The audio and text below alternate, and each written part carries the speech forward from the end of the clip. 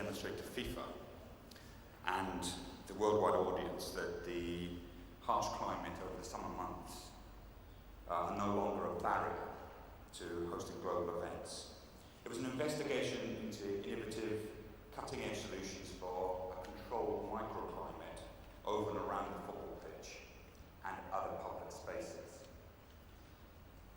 Paramount to the showcase is the promotion of sustainability, environmentally friendly technologies, and first-of-its-kind innovation. The project serves as a proof of concept for the innovative cooling and climate control technologies, but it's not considered to be a blueprint for the future. Why do I say that? Because it's a small project, and now we need to think really big. I mean, very, very big.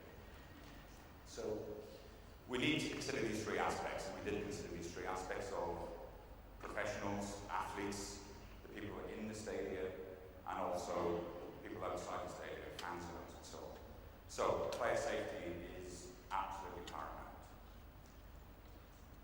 Spectator comfort is something else, which is equally important, you might say, but actually it's got slightly different criteria, works in slightly different ways.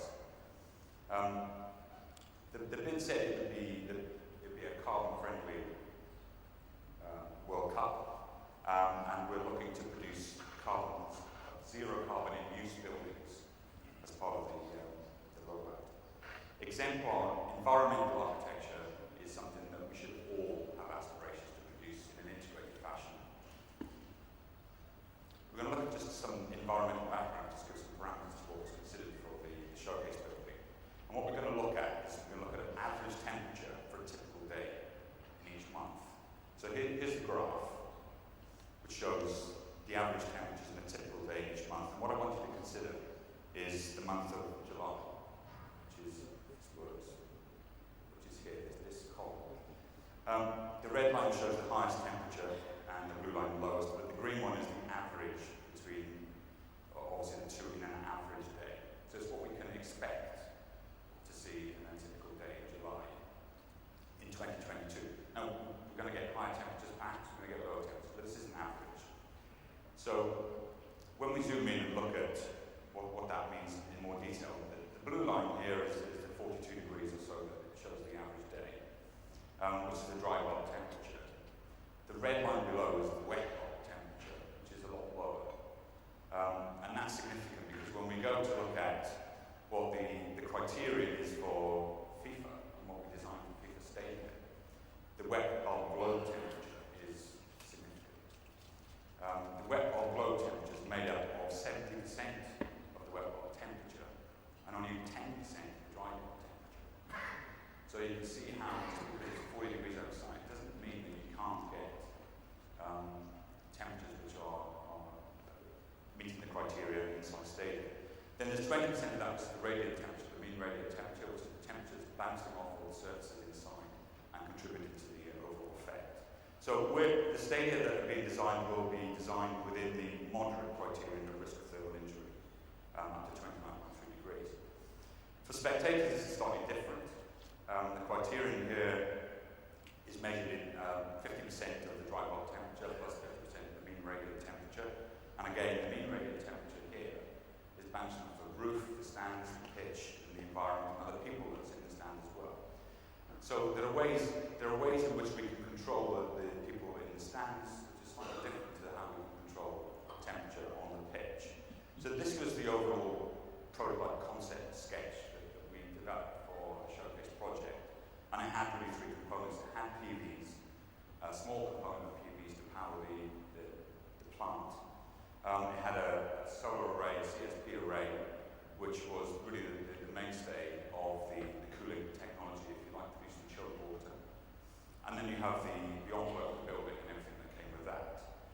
So let's just look at each one. The passive design, in terms of passive design, the roof was really critical. And it was about reducing solar gain, reducing the demands that you had to deal with. So we modified that in an architectural way, you might say, to allow daylight into the building as well, but also it turned its back on the sun in terms of the orientation of the openings. It was efficient. So it filtered the radiation. Most importantly, it controlled wind. We had a moving roof on this building.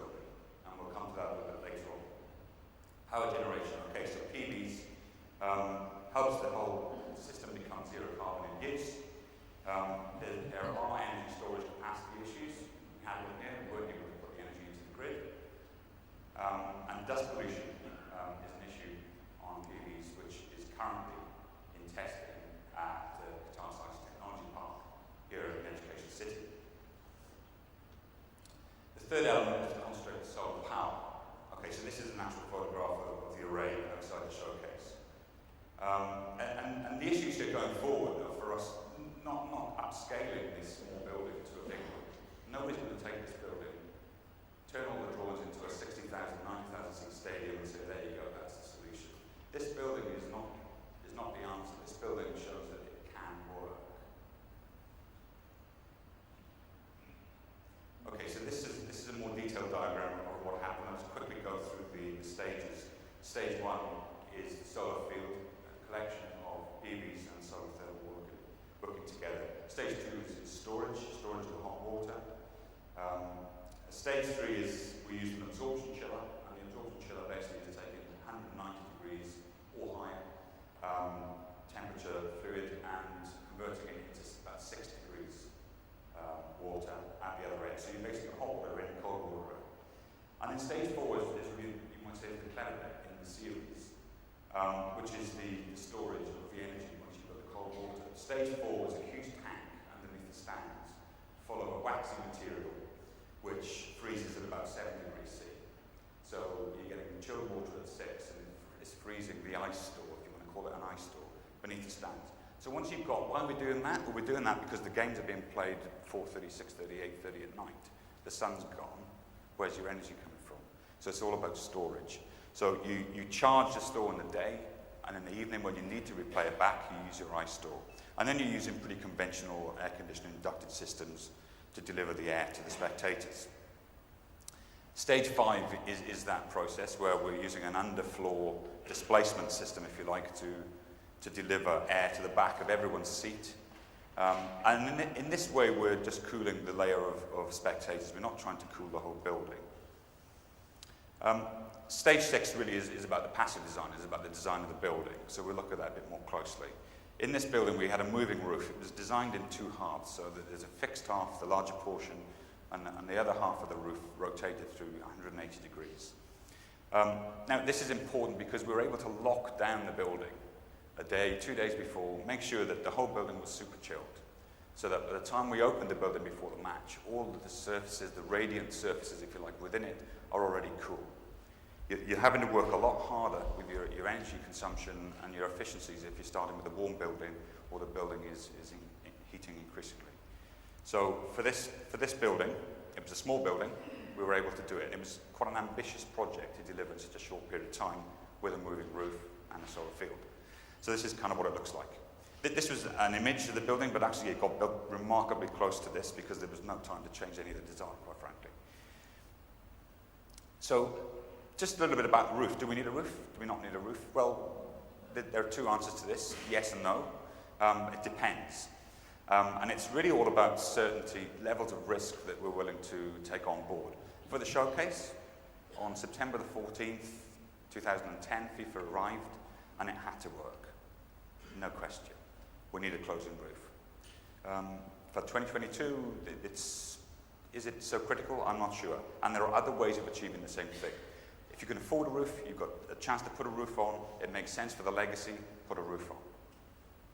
Otherwise, you have to look at other solutions. But it is about risk and uncertainty, and it's about wind, which we'll come to now, because these are the CFD diagrams that look at the showcase building, and you can see that we're cooling the spectators and we're cooling the pitch. In this scenario, the chilled air that's been delivered through the seats of the spectators is rolling down. Cool air is more dense, so it sinks to the bottom and rolls across the pitch. There are also some supplementary jets. You've seen what they call the first generation technology at Al Sadd Stadium here in Qatar. And that does a similar thing, but that's kind of plugged into the mains, so that's not really sustainable. This is a sustainable model based on the same kind of technology. So again, this is not really, there's nothing in this which is groundbreaking technology. Absorption chillers have been around for a very long time. Thermal stores have been around for a while. So PVs and solar, it's all out there. The innovation here is about how we put it all together in series to achieve the aim. This is another stadium we're working on in Doha at the moment, and this shows we've done wind studies and CFD on this, and it shows the problem. What happens is wind comes across the stadium, it's got an opening in the roof, and the warm air dumps down and scours out the cooling, the chilled air that you've got at the bottom. So you need to mitigate this problem. And it's about aerodynamics, it's not quite straightforward, but we've done a lot of work to test this in wind tunnels, and we're making good progress. So, what are we doing looking forwards? I mean, further developments, we need to reduce the energy demand. We need to look at natural ventilation as often as possible, exploring the passive design, the roof, the walls, the thermal issues. Radiant subsurface cooling, you know, let's put pipes in the walls, let's put them in the floors, let's put chilled water through it, it's easy. Lighting technologies to reduce the heat in space, they're becoming very much more efficient all the time. This is going in the right direction. Wind mitigation to protect the cooled environment is really, really important. And shading using water sprays to enhance thermal comfort and so on for spectators in the stands. Increasing the system efficiency itself, so more efficient steam-driven chillers perhaps for the larger systems. We're not going to use absorption chillers on a large scale. Desiccant humidification, using heat to reduce the chilling load. Integrated solar systems for networks and demand management from those networks. And this is about the wider opportunities of infrastructure connections to serve wider communities. It's not just about stadia, it's about bigger picture. We need regulatory change. We've just talked about that for the energy distribution to the networks, and that is now coming. We need to think about the legacy. It is about the legacy. It's not about really 4 weeks in July 2020. It's about looking beyond that. And modular. Can we dismantle the stadia? Can we dismantle the technology? Can we use them in different ways? So this is just a graphic representation of some of those ideas. This is a diagram that was produced some time ago, which shows a collection of blobs. The blobs are potentially stadia. And around the blobs is a new infrastructure solar network. And that network is produced by centralized solar farms, very large-scale solar farms, and is pumped around the city to serve the developments and the precincts within which these stadiums sit. So looking beyond that to legacy, as the stadia may be dismantled and taken away, legacy developments remain, and the expansion of Qatar to benefit from the new solar infrastructure. And so, just to finish, we all know about the national vision. We all know about the multitude of master plans that are out there for varying master plans, but they all need to be integrated together. There's the issue of the QNFSP, the Qatar National Food Security Program, which has the initiative to produce to make the country water and food secure. And in so doing, they're doing it via solar technology. There's a push from the government to introduce this for the QNFSP. There's a push for 2022 to do a similar thing. We all need to join together. Tomorrow we'll hear whether there'll be a candidate city for the 2020 Olympics. So let's hope that's true. The transport infrastructure and so on is massive. There's no other bigger projects in the world at the moment than what's happening right here. But we all need to think big. And that's the message, really, think big. Thank you.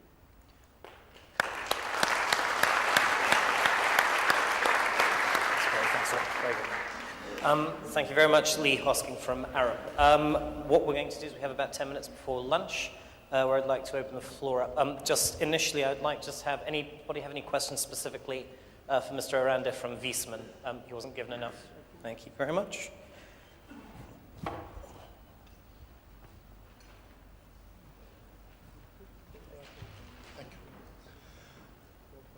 Hassan Sultan, MZM Partners.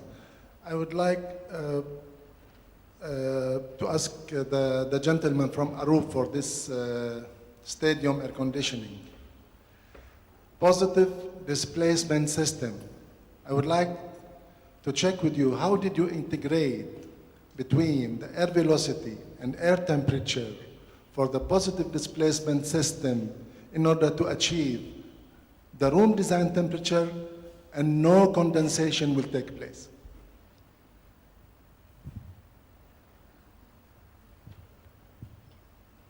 I didn't quite catch all the detail of that. Is it about regulation of the temperature through the displacement? I'm asking, how did you integrate for the positive displacement system between the air temperature and air velocity in order to achieve the design room temperature and no condensation is taking place? Okay. The design of the displacement system for stadia cooling is now something which is proven, is a known technology. Chilled air delivery is very low velocity. It's very low velocity because you don't want a lot of mixing of air. When you put your hand against the vent, you can actually feel there's air coming out, but you have to kind of put your hand that close to feel it. The air temperatures, I believe, is about 18 degrees C, delivered air temperature. And we're trying to cool just that zone where the people are sitting. So generally, you've got a very low velocity air supply, which is not moving about a lot and is dense. So it's sticking to the bottom, sticking where you need it, will eventually flow together over the pitch, supplemented by cooling. It's a jets itself for the pitch. I don't know whether that answers your question completely. Okay, fantastic. Anybody else? I'd just like to emphasize again one question for Viessmann very specifically, because they weren't given enough chance to... This is Arup Espinal from Parsons International. When you say that you are considering a type of lighting to cool down the stadium, are you considering LED technology? Yeah, no, I wasn't considering using the lighting to cool the stadium. I was considering reducing the energy demands of lighting. So yes, LED technology is absolutely... So it means that the whole stadium will be based on LED lighting? Well, I don't know about the whole stadium, but it's about looking at things holistically and using the right technologies for the appropriate use. So LED technology will play a big part, I'm sure. Okay, thank you. Okay, next question. I recognize this gentleman back here. Mr. Lorraine from Linux Arabia, how are you? Fine, thanks very much. Excuse me, Lee, can I ask you about germicidal irradiation within the stadium? What I'm concerned about is airborne diseases, which, you know, can pass from one of 50,000 to everybody of 50,000.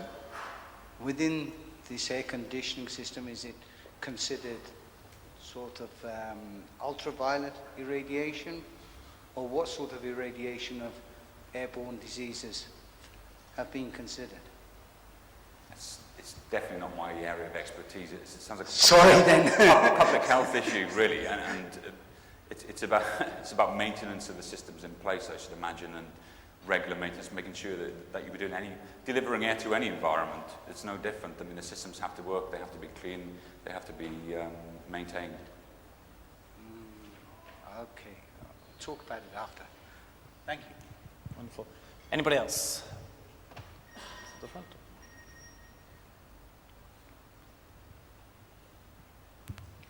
Vijay from HOK MSCB. You're using the solar energy in the daytime to cool the water through absorption chillers and getting at 6 degrees. And you're storing that energy in a thermal storage system to use it during the night time. Now, when in the night time you're using this cold water, it's going to definitely get heated up. So how you're cooling it back again? Now, once you've got your chilled water, it's being pumped into the thermal store. So your ice store, I call it the ice store. And once you've got that energy stored, then you replay that back through the air delivery system. You're not heating or cooling water again. You've got a coolant which is able to deliver direct to the air conditioning system, or the mechanical ventilation system. Yeah, but in the process, this water at 7 degrees, you said 7 degrees, if I got you right, in the thermal storage system, is being used or circulated through coils through which the air transfer and is taking place and the heat exchange takes place between the air and water. Now, when the heat exchange is taking place between the air and water, then definitely the water is going to rise in temperature. Now, during night time, you don't have solar energy to run the absorption system. So how are you going to cool back this water? For example, the water may get heated up to 12 to 14 degrees Celsius, like in a normal air conditioning system. So how do you cool back that water which rises from 7 degrees to, let's say, around 14 degrees or 15 degrees during the night time? Are you going to recycle that water through any process? Or are you going to, how are you going to cool that water? Because the thermal storage system would not be large enough, let's say, to take a continuous flow of water required for a 3-hour match or a 4-hour match. So how do you cool that again? How do you cool that water again? I think what you've got to realise as well is the ice store. It's not water storage, it's energy storage. And you're trying to deliver a demand over a set period of time using this technology. You've got a football match. You've got people coming in and leaving a stadium, so there's a set period of time. You've got about 2 or 3 hours. So you're not trying to do this continually over a 24-hour period. So it's directed and focused towards event management, energy management, and the technology needs to be developed. This is a proof of concept building. It shows that if you put these things in series, you get that effect. It's not the answer, as I said, it's the development of the proof of concept. Okay. We have one more question over here. I'm Tom Hawat from MEP Engineers. The bottom line is, do we know today if a stadium for 60,000 spectators is going to be open roof, closed roof, or removable roof? And if it's going to be zero energy and it's going to maintain the required temperature? Do we have an answer for that today, or we have to? I tried to communicate some of those ideas during the presentation, and I think all the options are open. You can get a zero energy in use building without a roof and with a roof. It's more efficient to have a building with a roof because you're minimizing the energy consumption. Definitely. Okay, you got a bit more electrical energy to power the roof, but that's insignificant. If you don't have a roof, you can still do it. It just depends on how the energy is delivered, or the power is delivered to that development. And if that's coming from a district network of a large precinct, which is delivered from solar energy further down the line, then you've got an equation which works for me. Okay. All options are open at the moment. Nothing has been decided. Are there any other final questions? I know Arup's taken the bulk of the questions today. Are there any questions for the other two gentlemen on stage today? I have a question for the crowd before we close. Yes, far away. How many of us believe that solar is the way forward? Who believe? Would you raise your hand, please? That solar power is the way forward. Raise a show of hands. Who believes it's going to work? So that is very we interesting. cannot do it if we don't believe it. You understand? This is the problem about it. The industry have to believe it. We have to believe that the solar is the way forward, so we start to implement it in our jobs and our projects. Okay? We have to believe it first. But sadly, so far, the industry doesn't believe it. We are the top of it, and we can do it, but we still don't believe in solar. But I want to say the last sentence here. It will come a day that we, all of us, forget there was a debate about it. It will be solar, no way. It's like TV and phone cells and all of that, computers. It's a way forward, and thank you for your patience with us. Wonderful. Ladies and gentlemen, a round of applause, please, for our panel here. Mohammed Elwashy, Lee Hosking, and Aniket Erande. Thank you very much. Feel free, obviously, just because it's not an open Q&A, feel free to please come and ask these gentlemen and everyone else any questions you may have. Otherwise, let's break for lunch, and we will be back here at 1 o'clock sharp. Thank you very much.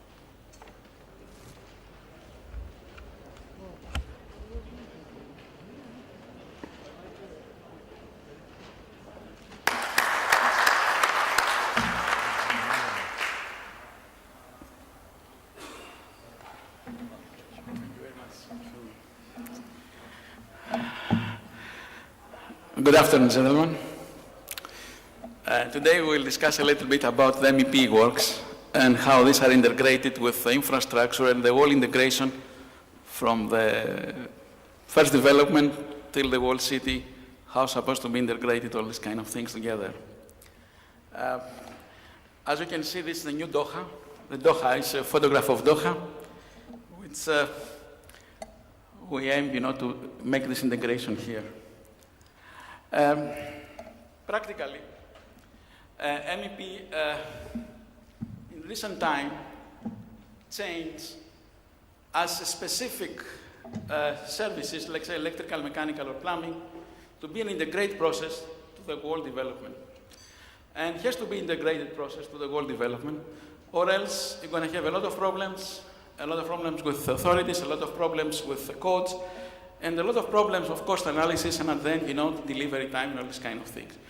Anyway, this is a very important thing to consider specific the MEP works, totally integrated the whole building process. Now I have to read it a little bit because The integration of MEP services, which are mostly electrical, mechanical.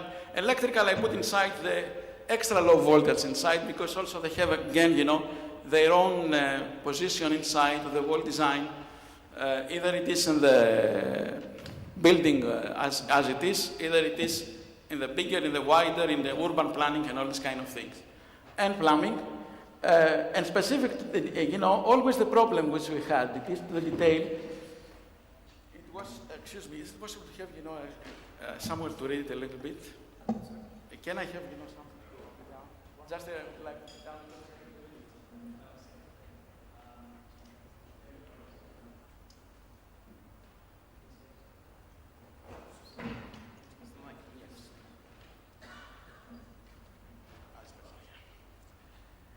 One of the biggest problems we had always, it was how to coordinate all these services, all the building inside, with the construction, with structural, with everything related with the building. And of course, after that, when we are going for urban design, how all this will integrate with a complete system of the city, with all these utilities, with the corridors and all these kind of things inside.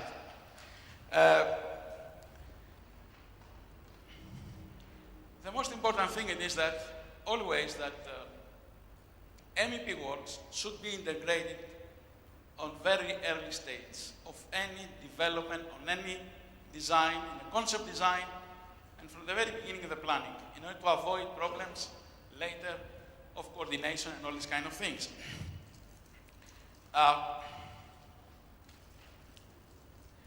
The problem it is that each one of these utilities, of these services, originally it was independent to specific contractors, electrical, mechanical, or plumbing contractors, structured to another one, and altogether, they have far away, our, idea how to work together and to make all together, one integrated solution. Eventually, there came a lot of solutions, which are, let's say, tools, electronic tools like 3D systems, either 4D design, the coordination of all these kind of things, and specific something called building information management modeling, which altogether try to meet the gap between all these things, to avoid the classes, to avoid all these things. Nevertheless, the problem still exists, because really this specific programs has to be tailored specific for each utility. The problem is that each of these programs has its own libraries, its own solutions inside for a specific use.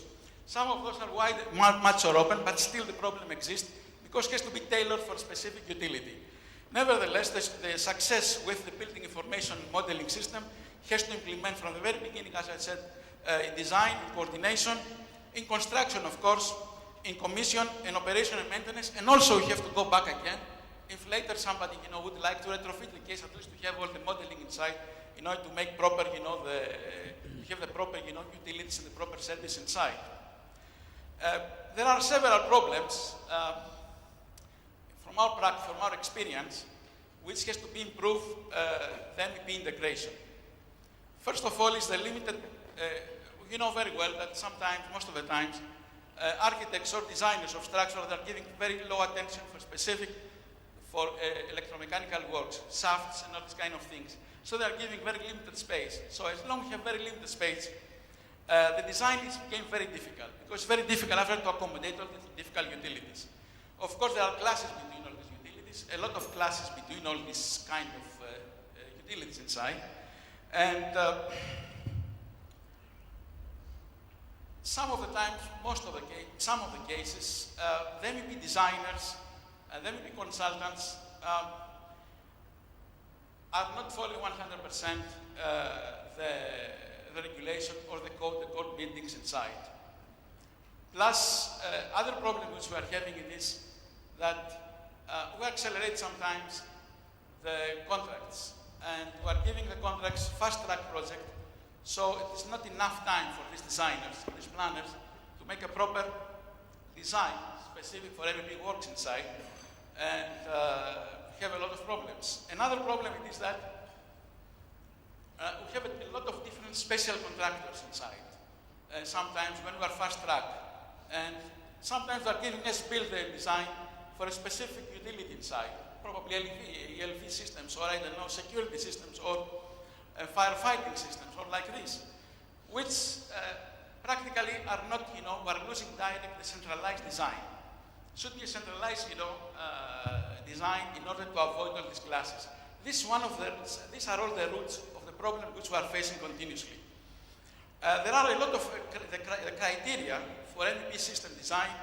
First of all, is the example, to understand the criteria when we have all this stuff. It is spatial in order to avoid, interference.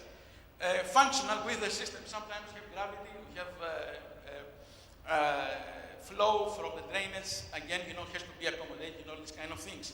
Another issue is adjacent to segregation. Some of these things, let's say the electrical things, has to be segregated. For example, it's not allowed to put direct bus bars with water pipes, in the same shaft. Required to be segregated, and this specific has to be specific in a specific way. Has to be segregation. Plus, sometimes we need, to have, the ability to isolate the system, to test the system. Some of the systems, they haven't got this ability due to a lot of other constraints. Anyway, one important thing is that whenever we're designing these kind of things, and we're designing for a lifespan, one system for electromechanical works, is not only to design, as it is specific, as we think about it, as we have, our ideas as engineers, as designers, how to design the system. We have to also consult the guys who are going to use it later, the firm engineers, the firm managers, to understand the problem which they're having from their using, maintenance, operation, all these kind of things. Keeping all this in mind is very important for the lifespan of any project to discuss all these things prior to make all this design. Now, there is a lot of discussion, it's a famous discussion about the thing we call it building information modeling, and how really this one can help us in proper design, in a proper total planning of the whole system as an integrated technology. It's a really good idea, this one. Actually, to have, in 3D dimensions, all the utilities, including all the structure, including, even if you would like to go in a bigger, in a bigger area like a city, where we have, for example, 3D dimension of all the utilities and corridors inside, with the roads, with, a big community, it's extremely important. It's very important. And actually, this is the thing we are planning to, we are aiming to do, with these kind of things. We are using this in Abu Dhabi, in our projects, and have already a lot of good results for that. Actually, it was very difficult integration. It was for us very difficult to find a company who could do this one properly and to make proper this specific work as we would like to have. Plus, whatever you are doing in bigger scale, like in urban design, you require GIS systems, and the GIS system also, again, is supposed to be, implemented in the country to have accurate data and documents in order properly, to make all these utilities and these specific corridors to be in line and properly. Definitely with this, we have very good and accurate solution, and quality of drawings are very good. We have better coordination. We have increased the, the production. Production can be extremely quick. We can have, with 3D modeling, very quick, drawings and very fast. And also reduce the problem on site, because we have all the class, the problem straight, in drawings, without expecting this soft drawings for the contractor, and to find classes, with the construction inside and all these kind of things. It's better design, because again, the production is the production of these drawings is better, because are taking care a lot of stakeholders inside, let's say even government authorities inside, so like GIS, and we have a much better quality of drawings. One of the issues which is very good of this is avoid classes. Everybody's, know as long for electromechanical works that there are a lot of classes, specific in air conditioning and plumbing specific, which we have, limitation of the lines, of the duct works and all these kind of things. There the classes are always happens, specific, you have a big building, complex building, high-rise towers and all these kind of things. It's a nightmare, for example, you have a high-rise tower, and you have, to accommodate in small areas, all these kind of utilities, AC, pipe works, all these kind of things, which probably is not like electricity. Electrical cables are a little bit more flexible. These are not flexible, and you have a lot of problems always for trying to accommodate all this with a proper way and to create a proper design. With this way also can have an optimization. As long from the very beginning on the plan, we did proper, the location of these utilities, of these services, in a proper position, in a proper area, that is this specific time, we can optimize the system easier. We can find better solutions. We can find better way how to do, for example, the duct pipes, in a better way, how will be, the supply, the return, all these kind of things, or the electrical works, if you like. And we do all these things, we might have a much better and not forced design as per the environment inside. The communication between the engineers it's a nice, good issue, because first of all, they are discussing prior to make all these things. We have a lot of integration with different trades and a lot of trade, which creates exactly this beauty and we have this nice model. Project management is also another good thing, which it's an outcome of all these things. The project managers can control easier the project, much easier the project. Can accommodate the resources in the right time. Not to have immediately everybody without knowing exactly as per the program how it is. With this way, he knows much easier and has a better idea about the whole structure, about the whole sequence of the works, and it's easier to accommodate your people, inside there. Plus, he can control easier his procurement strategy. This specific drawing, which goes as a modeling, can be used most of the times as workshop drawings, shop drawings as we call it, and sometimes even with a small, let's say, correction can be a spill drawings, which it's a help for everybody who is doing all this kind of works. Let's say the contractor, to have quicker this kind of drawing, which everybody knows that how difficult and how time-consuming it is to prepare these workshop drawings for, for construction inside. So all these things minimize the time span of the project and gives all these good things in a project from the very beginning. Plus, wherever we're discussing for urban design, it's much better and we have better communication with authorities, with the landlords, with everybody we having, integration, we have a position, in the whole urban design. Let's say government sector, like Karaman, like gas lines, like whatever it is inside. In order to find out all these, classes and to find out exactly the location of all these things inside, you're having a better coordination, so you know exactly from the per hand, without trying to make trial pitch, without making different holes inside to find out where are these utilities, these services, and all these kind of things. And much easier, you have a coordination for the very beginning. Now I would like to discuss specifically for infrastructure, a little bit for the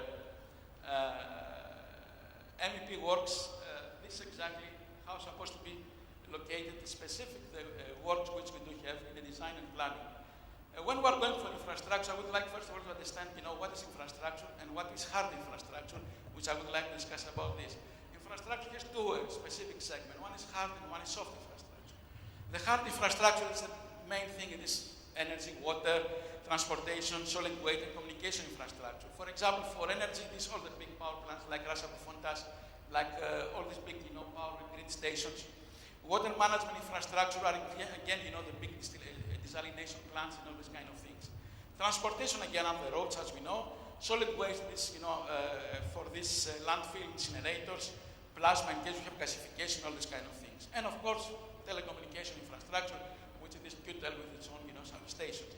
This is the hard infrastructure, which define exactly the position of the country as it developed, in a certain level of infrastructure. The soft infrastructure, which I will not discuss about this, these other things. It is like stadiums, it is like prisons, like government, government buildings, something like that. This is it's a design which shows exactly in big development how all this can be accommodated together. We have a development in the middle, which it is a city, whatever it is, an urban planning, something like that. And definitely we need, water, which we have a desalination plants for this particular area here. We're going to have a power plant, which it is, for giving the power inside. We have, a sewer plant, again, is required now. And definitely in this specific case now, here specific in Doha, in Abu Dhabi it is, in Dubai it is a little bit more intense, it is the district cooling. And natural gas, in case you would like to have a second, source or a better source, for supply. Now all these things give a lot of different solutions, how the system can work. That means we can have business as usual, but we can have a very sustainable solutions out of all these kind of things. As you can see here, for one desalination plant, at the moment, you know very well that desalination plants are extremely power-consuming units. So, anytime we are putting one desalination plant, we have to put next to this one power plant. If we take back the heat from the power plant, we can give heat inside, so easily we can reduce the energy of this one thing. Again, we can have from electricity, we can give direct to the development. From development, we can give wastewater, and all these things became a cycle around, which you can make around 5 to 6 different solutions out of this, and you can have the best solution in order to take from each one what is the best and good. For example, we can take the heat, we can take the electricity, we can take a lot of things from inside, from different plants, and to utilize it properly. So based on this, you can have a lot of really interesting sustainable solutions. Sustainable solution actually, it is not only to utilize power plant or natural gas for this. You may utilize also different kind of sources, like photovoltaic, as before a gentleman discussed, or even geothermal energy in this specific area, or different other solution. Anyway, here the wind system a little bit is not that much visible, except it will be in the sea. So all this together can be make a completely sustainable system, a completely sustainable infrastructure, as we used to call it. We are in Aldar, in our company, we're working with to have something which try to control the development and to control the whole system from the infrastructure point of view till to deliver to the government, mostly to the government, because mostly we are working, as BOD systems, big projects, mega projects like that. We have something which we call it integrated project delivery, which will be a lot of discussion, in the future about this kind of systems. It is a complete system which starts from the very beginning. That means from the early stage of design, of concept design, till to the last stage, which is direct to the operator, to everybody around. When we're starting all these things, there are several levels about this. There are 7 levels of this process inside. First of all, when we try to create a big city or a big development, we're not putting ourselves, our genius guys down and saying, let's plant something inside just like that. We're taking a lot in consideration who gonna stay over there, how it is the behavior of these guys who are gonna live inside there. Therefore, we have a lot of. I'll show you a little bit to move further. This is some of our these are photographs from something we call it Emiratis work group. What does it mean? When we are doing a development, like this development, we are calling a lot of Emiratis in a big workshop and ask for them their opinion about anything. When I say anything about anything, what is the electricity they want? How they would like the water? How is the consumption about this? How's the boundary wall? What's the height of the boundary wall? So many things inside. How far is supposed to be the mosque from their house? If they would like to go walking, or they would like to be, by car. How many parking spaces they would like to have in case they would like to have next to them one big shopping mall. All these kind of things are discussed in details. And based on this, we are creating a lot of KPIs. Now I'm going back again. George, sorry to interrupt. Can we move to the end? Is finished now?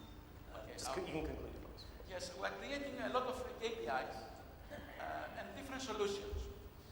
These are mostly as per lead. A lead we haven't got in Abu Dhabi. We have some which exceed a little bit lead. We call it Estidama. And we're trying to enforce all the solutions inside by the very beginning. And specific for energy and water. which is specific the MEP works, how it's supposed to be inside. There are a lot of things inside, as you'll see, and you have a lot of, this is a lot of KPIs which define exactly the level of this utility, how it's supposed to be inside for this development. In order based on that, to start defining the corridors, to define how many loops I need, and how many substations I need, how far will be the substation, all these kind of things, or the water desalination, or stormwater, or all these kind of things. There are a lot of KPIs like that.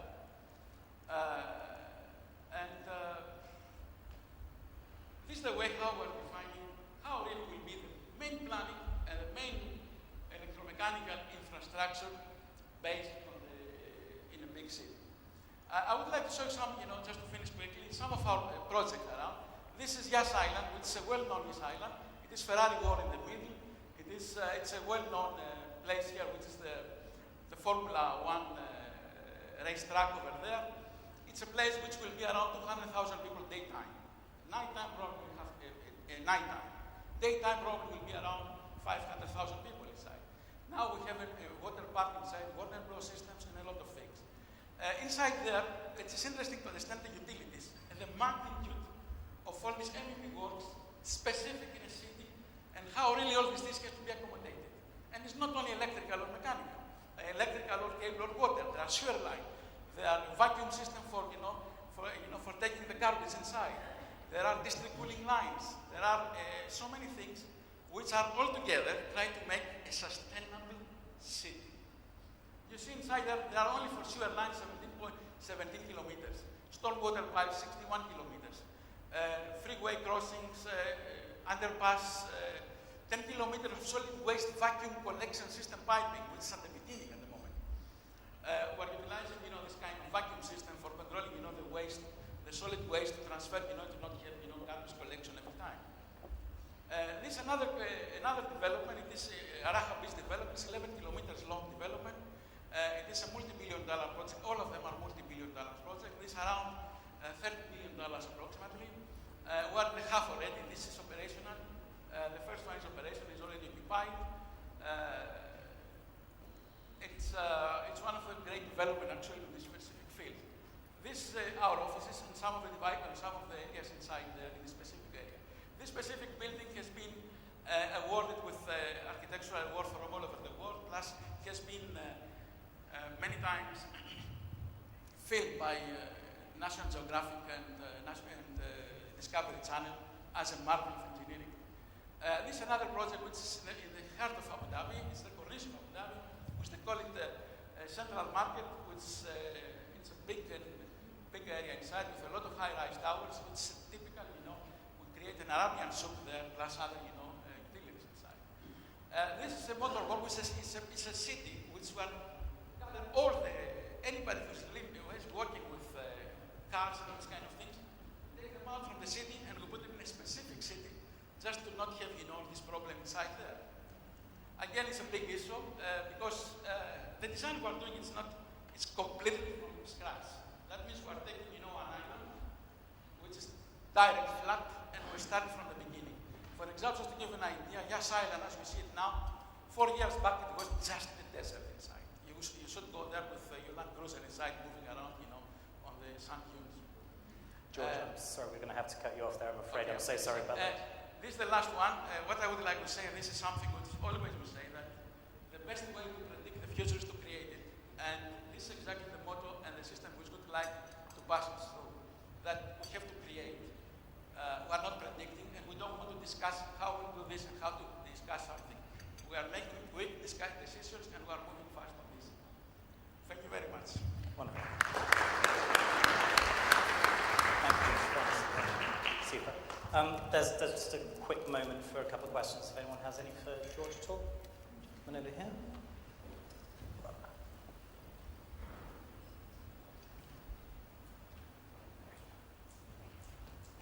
George, great presentation. I can't say I don't disagree. I agree with you 100% about the benefits of BIM.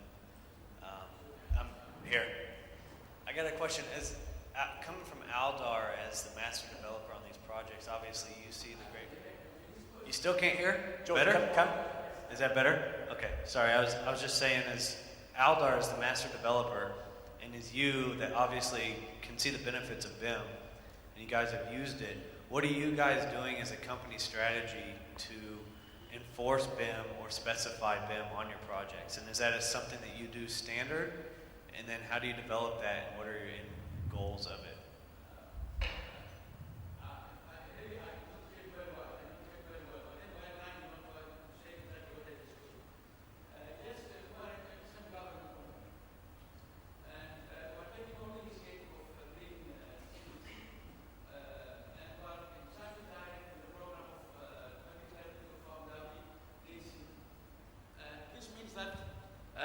Abu Dhabi on 23rd, we're expected to be one of the first cities in the world as green city. Anyway, we're aiming to be number one. This is exactly as per the 2030 plan inside.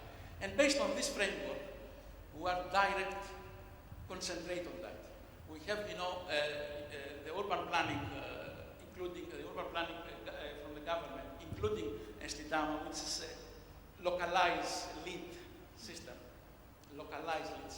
We're enforcing specific items inside, specific materials. Exactly this I realized that we talk about. We try all our equipment and our materials inside to our projects to be as per, Estidama inside. For example, just to give you an idea, for timber, for example. Timber has to be specified and from special, forest. If we haven't got this certification, we're not allowed to be in our mega projects. Not only for us, even in our subcontractors inside. This is everywhere we're enforcing, this guidance inside. Yeah, I'm sorry, maybe you didn't hear me. I said BIM. BIM. Building Information Modeling. Sorry? Building Information Modeling. You spoke about BIM. Yes. I'm from iTech. We're an Abu Dhabi company, so I know Estidama and everything as well. But the BIM, you talked a lot about the benefits that you see in BIM, right? You're still not getting me? A lot of benefits for BIM. The thing is that it's very difficult to be implemented. And we have a lot of problems implementing these kind of things. First of all, we found that it's very difficult for companies like, I don't want to say the companies, which are trying to do this kind of implementation, to implement it 100%. It's at this stage, as we realized, plus one study which we did in Harvard and in Stanford, and it is published already, that we found out that it's the contractors or these companies, the designers which are planning to do this, they are having fundamental problems trying to find exactly specific solutions for specific utilities inside. Mostly they are orientated with some specific, libraries inside, which are not as supposed to be. And this is exactly one of the biggest problems which we are facing. Just to give you an idea, when we're doing this Araha Beach, because Araha Beach has a lot of, infrastructure, because it's a narrow line, but it's 11 kilometers long, so all the utilities are passing, huge corridors. We announced this one all over the world. It's an international contract for somebody to make a BIM for us. They came, 20 companies, 30 of those. Top 10 in the world of this. All of them failed. Till now, I haven't got a single one of those. It's okay, this one? Give me my card. No problem at all. We're in your backyard. Anytime you want. Very good. Ladies and gentlemen, George Kenich, thank you very much.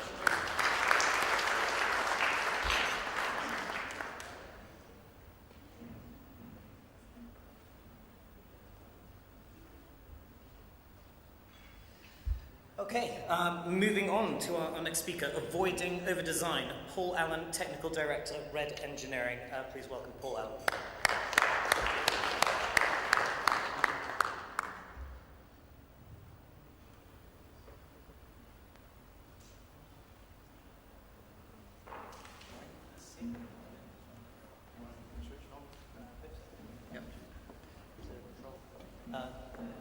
Is George? George, do you have the remote for the?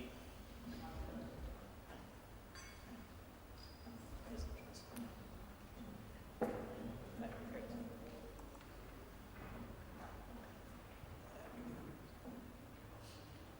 It doesn't. Good afternoon, everybody. Thank you for all staying with us over the lunch break. My name is Paul Allen from Red Engineering, and my chosen subject is avoiding overdesign. topics that we're covering today is what is over-design, the consequences of over-design, design accuracy, use of static and dynamic design techniques, and the overuse of design margins. What is over-design? The application of incorrect design criteria, which may be internal design temperatures, either too low, too high, or the external temperatures, depending on what if you're using the ASHRAE, the 4%, 1%, or 2% criteria on that. Obviously, if you use the wrong criteria, then you start to have higher or lower plant capacities. The use of static design techniques, which is really just using the normal rule of thumb, watts per square metre, as opposed to using dynamic simulation through either a BIM model, which has been talked about so much today, and then the overuse of design margins. Design or safety margins are applied to chillers, circulation pumps, airside plant, and they are often compounded because they're used several times, and they have a huge impact on the electrical infrastructure. So if you include 15-20% margin on the chiller, that gets added onto the chill water flow rate, chill water pump motors get bigger, airside fans get bigger, and all that mounts up. So what might start off as a 10 or 15% could get blown up to 30-35% margin on the project, and it all takes up space and volume and huge capital cost. Over-design shouldn't be really confused with over-engineering. That is another element of it, which is really the over-specification of equipment, which is not suitable for the application, or the detailing of installation techniques. These issues can or should be designed out of the project during the value engineering process. The consequences of over-design, all the consequences will generally be passed on to the client, and unless they undertake a peer review, he won't know that his project has been over-designed. So he'll be paying cost for it, he'll be implicitly aware of it. The costs he may be paying for may be on the space and volume side. If you oversize the plant, you can have bigger plant rooms, bigger rises, bigger pipes which you have to take account of. So if you did design correctly, you had a smaller space, you could use that for rental, or you could build a smaller program. Increased capital costs for the plant and equipment, increased operating costs, because if we oversize the plant, that'll be running at partial load, it won't be running at that peak, the sweet spot for the pumps, for instance. So we get inefficient operation, and you'll pay for that in the long term. Long term is that on a building, take the building as 100%, 70% of that cost will be spent over the course of the building, over its building life. So if operating costs will be predominant over the capital costs, so we need to get it right. And then if you're on a district cooling application, you've got another set of problems, because you'll be signing up to a higher contracted load on district cooling, so you'll have higher connection charges, higher annual charges as well. So, and then you've been paying that for 20 years or whatever period of time you're signed up for, so that can go into millions of dirhams or reals. In terms of the initial design accuracy, just to give you an idea of the design stages, we've got the conventional stages, which we use over here, which is concept, scheme, detailed design, tender documentation. The REBA definition is concept, design development, technical design, and production information, stages C, D, E, and F. The design accuracy for those is plus or minus 25% for the C and D, and then as we develop the design and go through the design process, that reduces to 15, and then ultimately we try to get within plus or minus 5% of the actual figures. Those values are taken from the BSA, BISRIA BG6, which is have a look at it, gives you some good information on space and volume for plant spaces to do the initial